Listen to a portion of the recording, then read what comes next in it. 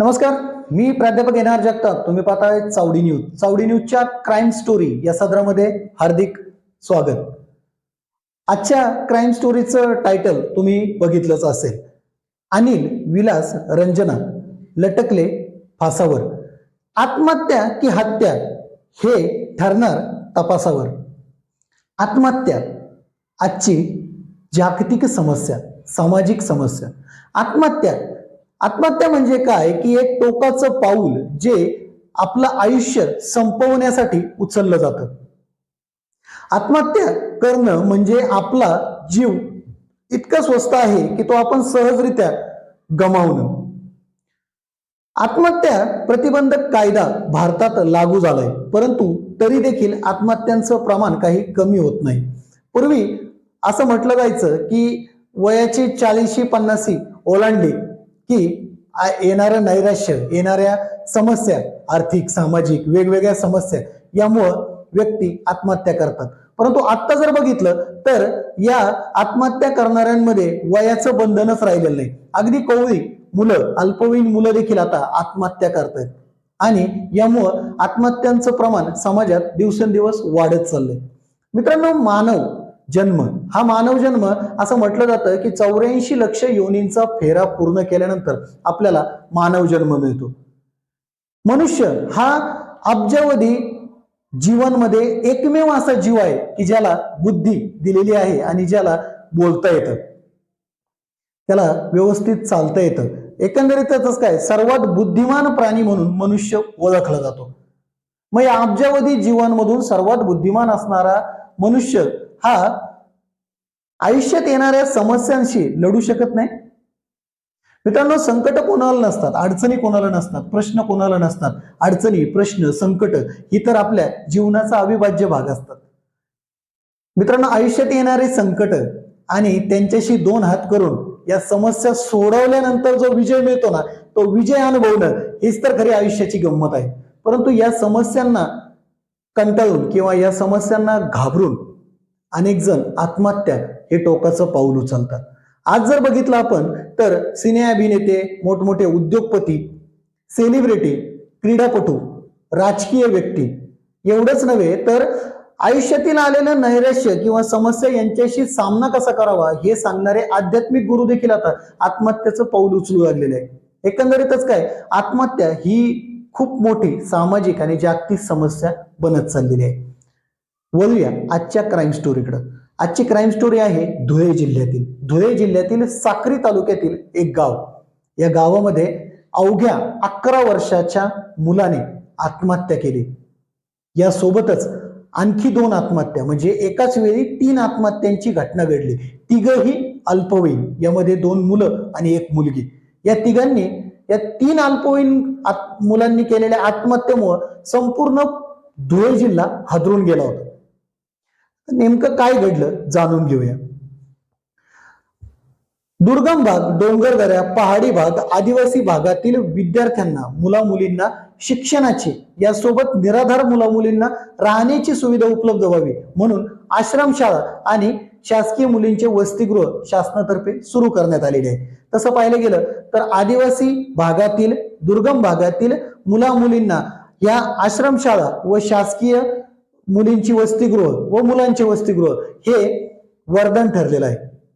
परंतु ह्या ज्या 3 आत्महत्या घडल्यात या धुळे जिल्ह्यातील साक्री तालुक्यातील या आश्रमशाळा व शासकीय मुला-मुलींच्या वसतिगृहाशी निगडीत आहे. त्यामुळं मोठ्या प्रमाणावरती आश्रमशाळा व शासकीय मुली व मुलांच्या वसतिगृहातील मुला-मुलींच्या सुरक्षिततेचा प्रश्न ऐरणीवर आला.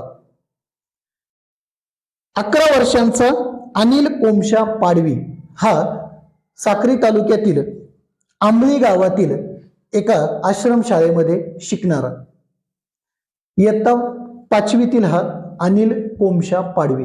यासोबत रंजना रोडू चौरे, इयत्ता 12वीतील ही मुलगी. आता अनिल जो आहे, हा आश्रमशाळेत राहायचा आणि शिकायचा. रंजना चौरे ही शासकीय मुलींच्या वसतिगृहामध्ये राहायची आणि आश्रमशाळेत शिकायची. आता हे दोघ जण, ह्या दोघांनी आत्महत्या केल्याची घटना घडली आता ती कशी घडली, तर रंजना जी आहे ही एक दिवस शाळेत जाण्यासाठी आश्रम शाळेतून शासकीय मुलींच्या वसतिगृहातून आश्रम शाळेत जाण्यासाठी निघाली. आता ती गेली, हे सर्वांना माहिती होतं की ती शाळेत गेलेली आहे, परंतु ती शाळेतून परतली नाही. आता ती शाळेतून परतली नाही, का परतली नाही हे कुणाला समजलं नाही. वाट बघितल्यानंतर त्या जे वसतिगृहाचे अधीक्षक आहे त्यांनी तिच्या जे वडील आहेत, आई वडील आहेत, यांना कळवलं आणि त्यांनी आल्यानंतर तिचं शोधाशोध घेतली, परंतु ती काही सापडली नाही. आता रंजना चौरे ही बेपत्ता झाल्याची तक्रार तिच्या आई वडिलांनी संबंधित पोलीस ठाण्यामध्ये दाखल केली. तक्रार दाखल झाली, परंतु त्यानंतर 1 ऑक्टोबर 2023 यावेळी धुळे जिल्ह्यातील साक्री तालुक्यातील जांभोरे गाव आहे आणि या जांभोरे गावाच्या जंगलामध्ये झाडाला लटकलेले 2 अल्पवयीन मुलांचे मृतदेह आहे. त्यापैकी एक मुलगी आहे आणि एक मुलगा आहे, असा पोलीस स्टेशनला फोन आला त्या जांभोरे गावच्या पोलीस पाटलाचा. पोलीस त्या ठिकाणी घटनास्थळी दाखल झाले. ते ज्यावेळी त्या ठिकाणी दाखल झाले तर या घनदाट जंगलामध्ये उंच झाडावरती 2 मृतदेह लटकत होते. त्यापैकी एक मुलगी होती आणि एक मुलगा होता, दोघंही अल्पवयीन होते. आता पोलिसांनी आजूबाजूच्या ठरलेला जो तपास असतो त्याप्रमाणे प्रोसिजर चालू झाली. मृतदेह सापडले, त्यांची ओळख काही पटलेली नव्हती, परंतु संबंधित आजूबाजूच्या सर्व पोलीस स्टेशनमध्ये ते फोटोग्राफ्स त्यानंतर हे सर्व माहिती प्रसारित झाली. यानंतर जे तपासी अधिकारी होते त्यांनी शोध घेण्यास सुरुवात केली की आजूबाजूला कुठे एखाद्या पोलीस ठाण्यामध्ये अल्पवयीन मुलगा किंवा मुलगी मिसिंग झाल्याची तक्रार दाखल आहे का. यानंतर जी रंजना चौरे आहे हिच्या आई वडिलांनी मिसिंगची तक्रार दाखल केलेली होती. संबंधित पोलीस स्टेशननी तिच्या आई वडिलांना फोन केला, तिचे आई वडील आले. त्या ठिकाणी घटनास्थळी आल्यानंतर त्यांनी तिची ओळख पटवली. त्यांनी ओळखलं की ही आपली मुलगी रंजना चौरे हीच आहे. आता त्यानंतर त्या आई वडिलांनी अक्षरशः धाय मोकलून रडायला सुरुवात केली. टाहो फोडला आईने आणि बापाने. ज्या मुलीला शिक्षणासाठी म्हणून शासकीय मुलींच्या वसतिगृहात ठेवलं होतं, तिचं शिक्षण व्हावं, तिने तिच्या करिअर घडवावं, आपल्या आईबापाचं स्वप्न पूर्ण करावं, या आशेपायी या रंजना चौरे हिला मुलींच्या शासकीय वसतिगृहात ठेवण्यात आलं होतं. आता तिने आत्महत्या का केली याचं कारण काही कळत नव्हतं. आता ह्या रंजना चौरेच्या सोबत आणखी एक मृतदेह लटकत होता. तो कोण होता या बाबतीत पोलिसांनी शहानिशा करायला सुरुवात केली. आता एका मृतदेहाची ओळख पटली, दुसऱ्या मृतदेहाची ओळख पटवणं बाकी होतं. नंतर जसजशी माहिती मिळाली तसं तपासात आणखी एक गोष्ट उघड झाली की रंजना सोबत जो मृतदेह लटकत होता तो होता विलास गांगुर्डे या तरुणाचा, या मुलाचा. आता हे दोघांचे मृतदेह शेजारी शेजारी का लटकलेले आहेत हा देखील तपासामध्ये आव्हानात्मक भाग होता. मृतदेह उतरवण्यात आले, मृतदेह पोस्टमॉर्टमसाठी पाठवण्यात आले. त्यानंतर पोस्टमॉर्टम पूर्ण झालं, पोस्टमॉर्टम पाठवण्यात आलं. यानंतर काय घडलं, पोलीस तपासामध्ये आणखी एक माहिती उघड झाली की ही जी रंजना चौरे आहे हिचे आणि विलास गांगुर्डे यांचे प्रेम संबंध होते आणि दोघंही अल्पवयीन होते, दोघांचेही प्रेम संबंध होते आणि त्यातून या दोघांनी आत्महत्या केली असावी असा सुरुवातीला प्राथमिक तपासात कयास बांधला गेला किंवा अशी चर्चा देखील नागरिकांमध्ये होती की या दोघांचे प्रेम संबंध आहेत आणि कदाचित त्यातून या दोघांना अडथळा निर्माण झालेला असावा किंवा यातून या दोघांनी आत्महत्या केलेली असावी असं सुरुवातीला काही माहिती उघड होत आली. आता ही माहिती या बाबतीत अधिकृत मात्र काहीच नव्हतं, ही फक्त केवळ चर्चा होती. म्हणजे शब्द काय, आता अशा घटना घडल्यानंतर वेगवेगळ्या चर्चा घडत असतात, अशी ही एक चर्चा मोठी होती. आता हे सर्व होत असताना जसजसा तपास पुढे गेला त्याच्यात आणखी एक घटना उघडकीस आली. काय, ही घटना घडली रंजना चौरे आणि विलास गांगुर्डे यांचा मृतदेह सापडला 1 ऑक्टोबर 2023 ला, परंतु 30 सप्टेंबर 2023 ला याच ज्या आश्रम शाळा आणि शासकीय वसतिगृहाशी निगडीत रंजना चौरे आहे याच आश्रम शाळेतील इयत्ता 5वी मध्ये शिकणारा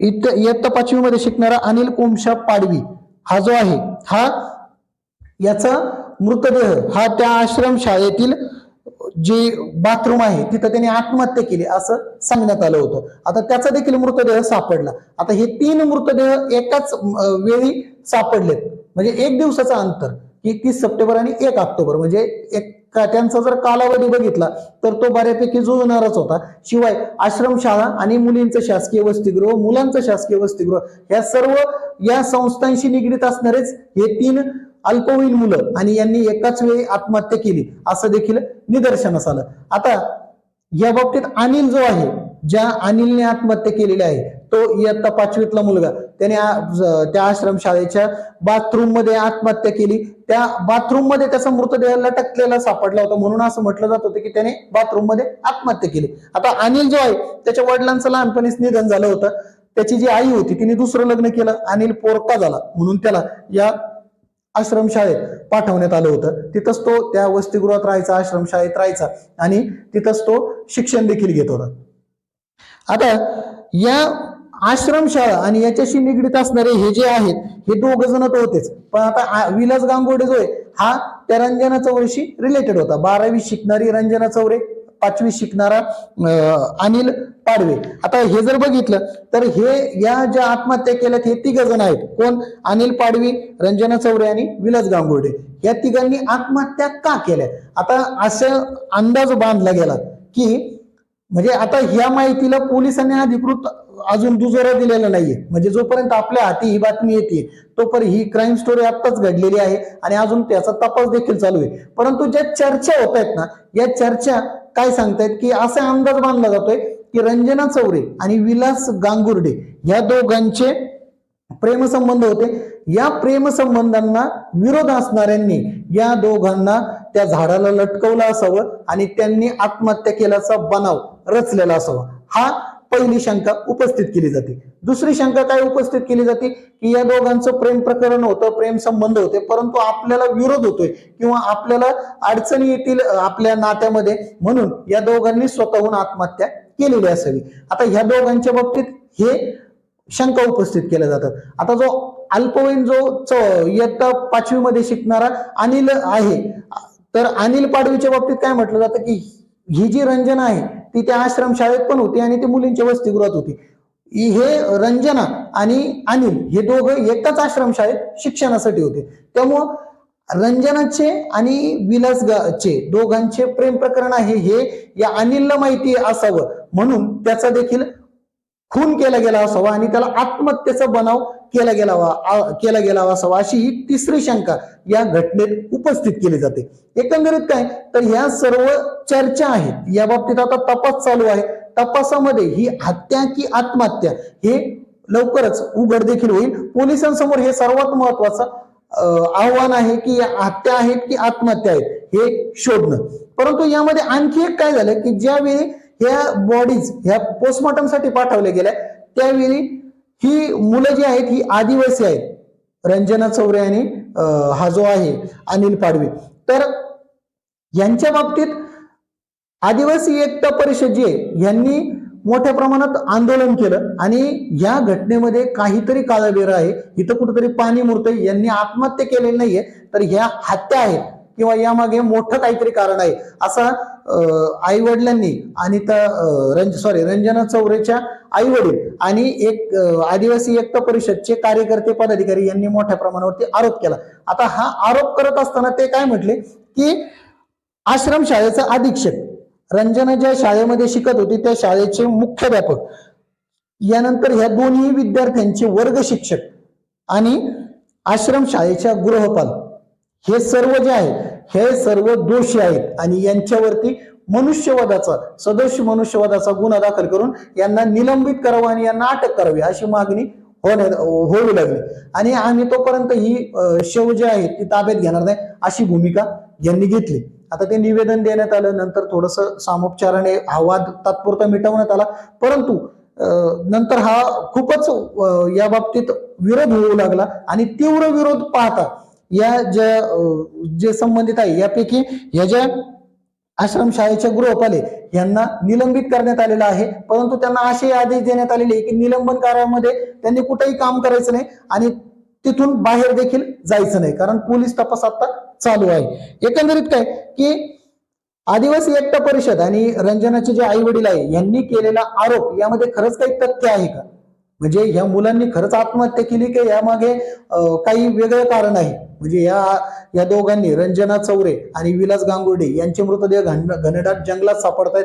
त्याचवेळी अनिल पाडवे याचा बाथरूम मध्ये, आश्रमशाळेच्या बाथरूम मध्ये, मग त्याने आत्महत्या केली. तर मग तिथं आत्महत्या करण्यासाठी त्याला दोरे उपलब्ध होणं किंवा तो आत्महत्या करत असताना एवढं लगेच लक्षात का नाही आलं?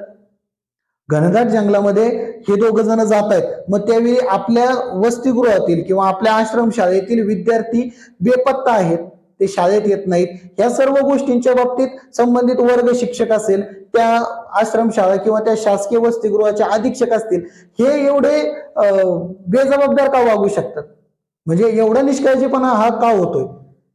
ह्या बाबतीत देखील आता प्रश्नचिन्ह निर्माण होते. एकंदरीत काय तर 3 अल्पवयीन मुलांनी जर समजा आपण तात्पुरतं गृहीत धरलं की आत्महत्या केली, तरी सुद्धा ही अत्यंत धक्कादायक बाब आहे.